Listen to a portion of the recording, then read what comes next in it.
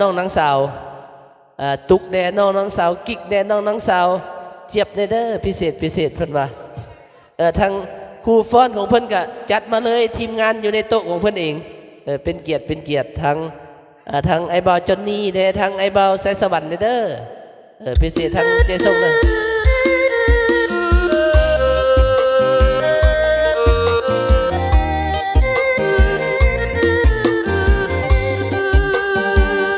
เพลงนี้พิเศษมอบไปทางเจส่งเลยเด้อเพื่อนว่าสาววังเวียงเขาสาวงามเด้อ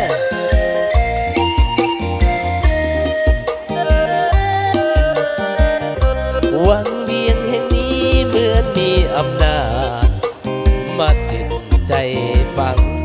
ผู้พาล้อมวังเวียงแสนงามผาแดงผาตั้งงามตาเข้าสูงเสียดฟ้าสีขามเบิ่งแนวทุกยามสุดแสนเพลินใจแคมลำน้ำสองเฮาเคียงคู่ได้อยู่ด้วยกันกอดน้องบ่นานอายก็จากไปลาน้องไปสู่แนวลบเพื่อลบศัตรูเด่นไกลให้สมเป็นสายสาดเสือคนลาบ่โดนปานใดอายจะกลับคืนมาไปแล้วบ่แม่นนี้นะจะกลับมาเคียงคู่น้องสาวพอได้ก่อนซ้อนคำนอนจิตใจสองเฮาแม่นอายอยู่ไกลน้องสาวเจ้าเสือใจเถิดนาไกลเพียงแต่ตัวหัวใจอยู่ไกลอะไรเจ้าลายหากอายบ่ตายคงได้กลับมาสาวเอ้ยโอ้สาววังเวียงเสียงนี้คือเสียงบุญตาอายจะกลับมาถ้าน้องบ่ลืมเอาพิเศษเด้อทั้งเจส่งเด้อทั้งองค์หัวหน้าแผนกทั้งผู้พันตั้งประเด็นแข่งเมืองจันทร์เด้อสหายใจสวรรค์เด้อพิเศษมื้อนี้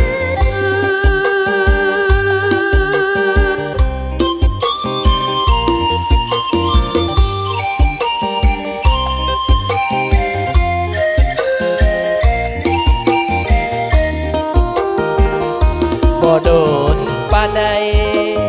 อายจะกลับคืนมาไปแล้วบ่แม่นนี้นะ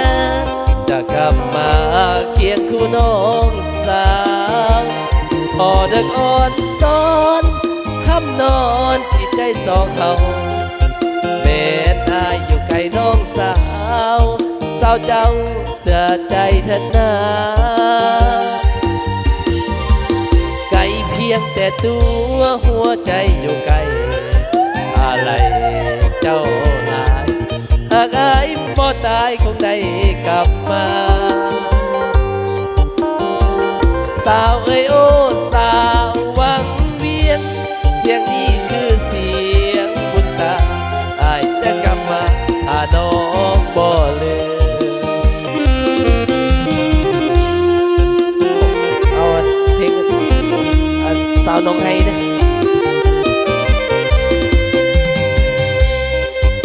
เอาต่อเลยเด้อเพลงนี้สาวน้องให้เลยเด้อ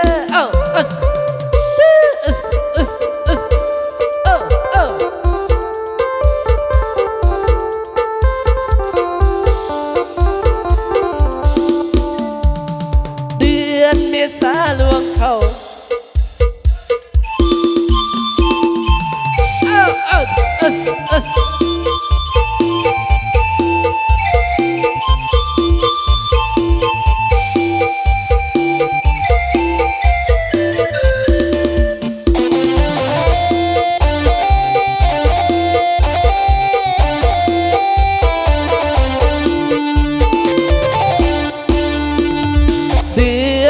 สาหลวงเขา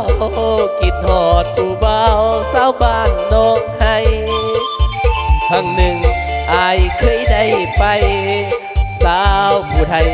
สั่งงามเอาเหลือบักโมของน้องก็หวานแต่โมเซ็กสันไผก็คงเสือจากมายังคิดทุกเมื่อมีหลายเถื่อลงละเมอเชิงหน้าเสียงผู้ไทยเบาจอยคิดละห้อยละอยากมาเยี่ยมเยือน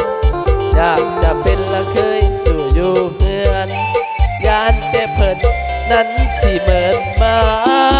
งอยากปลูกโบปลูกแตงเดินยามแหลกมาห่วมสาวเอวบางอย่าจะลืมละเด้อคำน้องสั่งจะเจอจะจางเด้อคำมันสัญญาฟังไอเด้อน้องลาเดือนหกมาฝนฟ้าลินลาอายสิมาห่วมสางตู้เทียงนางตาดให้ไทยนาเว้าด้วยความจริงเจอสาวน้องให้เจอคำว่าเป็นผู้เดินสิมาไม่น้องลาให้บอกเขาว่าสิของอายผู้เดียวบุญและสงการที่นี่หากโชคดีอายสิไปลิ้นหัวหากสายแนมแนวนองคงได้พบป่าลายพื้นเดียวแม้นมีและสู้อื่นเหมือนเส้นไม้เป็นแฟนน้องกะยาสุเดียวสาบานมาสายนี้เที่ยวคิดอยากมาเที่ยวและสาวบ้านน้องไทย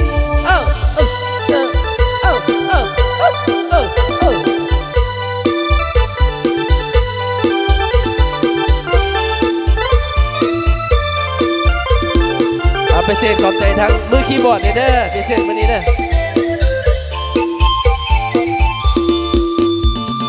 ฟังไอเด้อน้องลา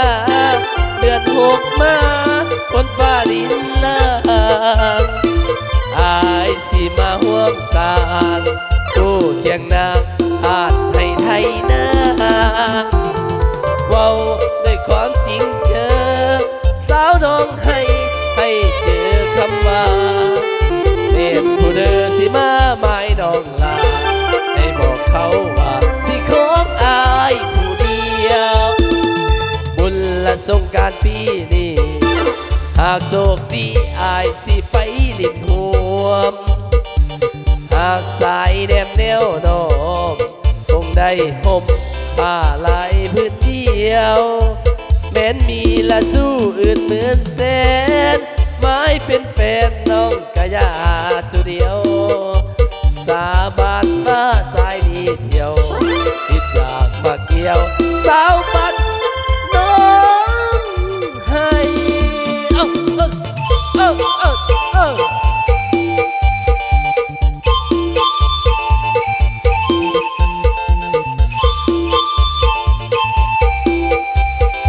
เอาขอเห็นเซนเด้อผู้ใดมาประกอบส่วนแจกเพลงเด้อเอาเซนสหายเจ้านี่เด้อไอ้เจ้านี่เอ้ยมาประกอบส่วนจาก1จาก2เสียงเพลงเด้บอกหัวหน้าเจ้านี่หัวหน้าเจ้านี่เพลง1ก่อนเพิ่นว่าทั้งมือคีย์บอร์ดเพิ่นขอมาพิเศษเพิ่นว่าสิเมื่อแล้วเพิ่นว่าเฮ็ดแนวใดก็อย่าอยากได้ยินเสียงของสหายเจ้านี่เด้อเพลงใดขอเฮียนเชิญเลย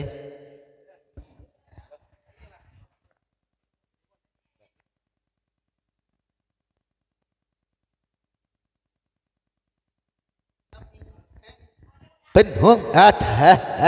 ขอบใจทั้งนั้นหัวหน้าเบลลี่เด้อทั้งอนามือคีย์บอร์ดเล็กหนึ่งแข่งเหมือนกันเนี่ยเพิ่นขอให้ข้าพเจ้าห้องอีกเพลงหนึ่งแน่สิเด้แล้วเพิ่นก็จะกลับเมืองเฮือนเมื่อซันลูกแอวแมวห้องอยู่บ้านเพิ่นว่าเสร็จเด้เนาะเอาของให้ดาวนังทั้งเป็นเพลงสังสรรค์บรรยากาศเด้อเป็นเพลงดื่มเบียร์แน่เป็นเพลงย่อยอาหารบันเดึกกับแมนเนาะเอาก็ให้ทุกท่านรับฟังและกันดื่มเบียร์ไปด้วยกันเด้อยกเด้อยกเบียร์เด้อพี่น้องเด้อบ่มเบียร์บ่มดบ่เมื่อเด้อมื้อนี้เหลือ4 ลังว่าเสร็จเด้ บ่ไม่นธรรมดาเด้อหังเจปิกเพิ่นใจใหญ่ใจดีเพิ่นตอบสนองให้เบอร์นี้